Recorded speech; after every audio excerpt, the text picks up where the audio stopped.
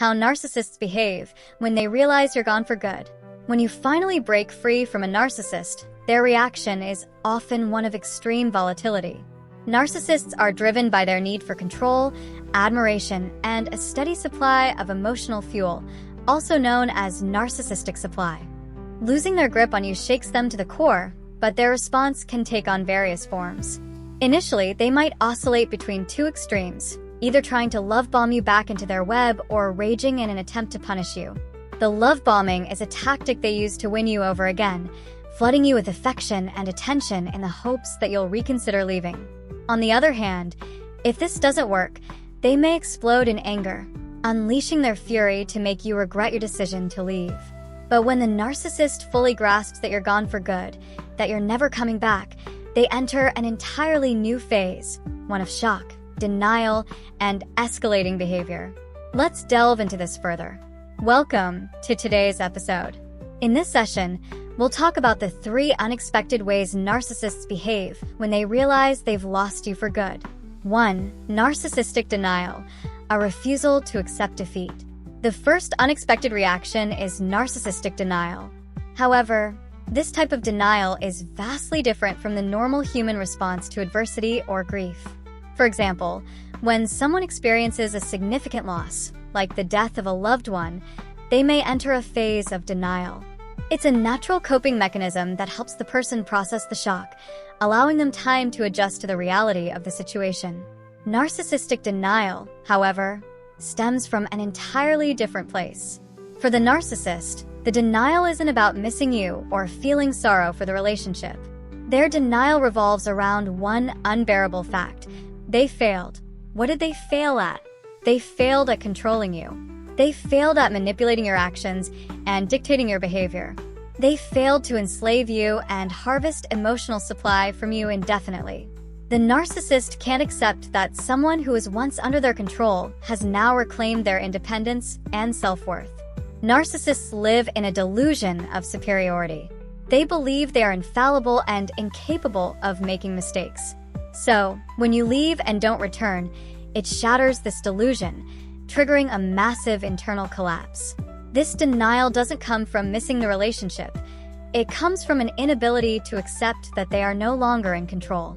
What does this look like? In response to this, the narcissist may enter a state of shock. Their usual inflated sense of self begins to crumble. You might witness a narcissistic collapse, where their behavior becomes erratic, desperate, and unpredictable. At this stage, some narcissists may even temporarily adopt behaviors that seem uncharacteristic of their typical arrogant persona. For instance, a previously overt narcissist might suddenly become covert, appearing fragile, apologetic, or even remorseful. They may start fawning over you, showing vulnerability they've never displayed before, in a last-ditch effort to pull you back in. Example, if you were the narcissist's primary source of emotional supply, their behavior might dramatically shift. You could witness a narcissist who was once domineering and cold suddenly turning into a tearful, pleading figure, begging for your return. They may express sentiments like, "I can't live without you," or "I don't know how to go on." However, don't be fooled. This is simply another manipulation tactic to regain control. It's not genuine remorse. It's about salvaging their supply line. 2. Feigned regret and false apologies. The second unexpected behavior you'll encounter is the appearance of feigned regret and insincere apologies. Suddenly, the narcissist, who once refused to take accountability for their actions, will start offering apologies. They'll say things like, "I'm so sorry for everything I did," or "I'll do better this time. Please give me another chance." But if you dig deeper, these apologies are hollow. Ask them what they're apologizing for, and they likely won't have a concrete answer because they don't truly understand, nor do they care about, the pain they've caused. This so-called regret isn't coming from a place of self-reflection or genuine sorrow. Instead, it's a scripted performance. Narcissists are masters of manipulation, and they know that by appearing apologetic, they can tug at your heartstrings and make you second-guess your decision. In reality, these apologies are just another tool to re-establish control over you. Example, Imagine you were enmeshed with a narcissistic parent or partner, someone you constantly sought to please. When you finally step away, they may try to guilt trip you into returning, playing the victim. They might say things like, "You'll regret abandoning me when I'm gone," or "How can you live with yourself knowing you've left your family in ruins?" These are not genuine expressions of regret, but rather manipulative attempts to trap you in feelings of guilt.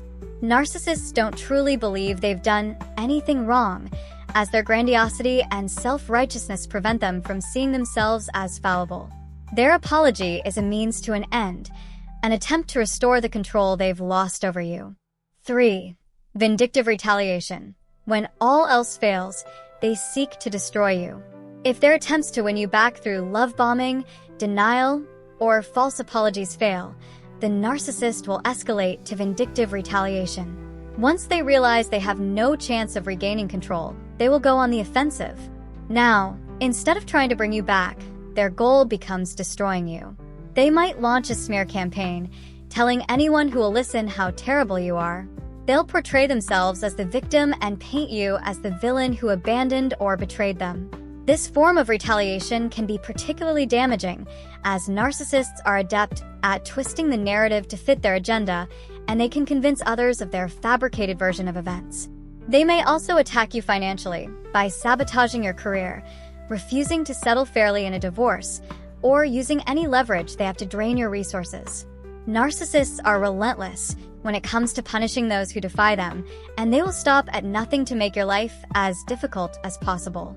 Example, if you were married to a narcissist, they might weaponize the legal system against you in a divorce, dragging out proceedings to drain your finances or gain leverage. They may spread rumors about you to friends, family, or even at work, aiming to ruin your reputation. In extreme cases, narcissists can also resort to emotional or spiritual warfare, leaving you feeling drained and haunted by their lingering presence in your life. Conclusion: the unmasking of the narcissist. When a narcissist realizes that they've lost control of you for good, their behavior shifts dramatically. From denial to manipulation and ultimately to vindictive rage, their actions are fueled by a deep need to regain control. What you see during this process is the unmasking of the narcissist. The person who was once charming, loving, or attentive transforms into someone you barely recognize, revealing their true nature. Understanding these reactions is crucial to maintaining your boundaries and ensuring that you don't fall back into their cycle of manipulation. Their attempts to regain control may be overwhelming, but remember that their behavior is a reflection of their own internal turmoil, not your worth. Stay firm in your decision and protect yourself emotionally, financially, and mentally from further harm. Ultimately, breaking free from a narcissist is a victory over their toxic grip, and it's the first step toward reclaiming your autonomy and peace. Let me know which of these resonates most with your experience. I'll see you in the next episode. As always, stay blessed and irresistible.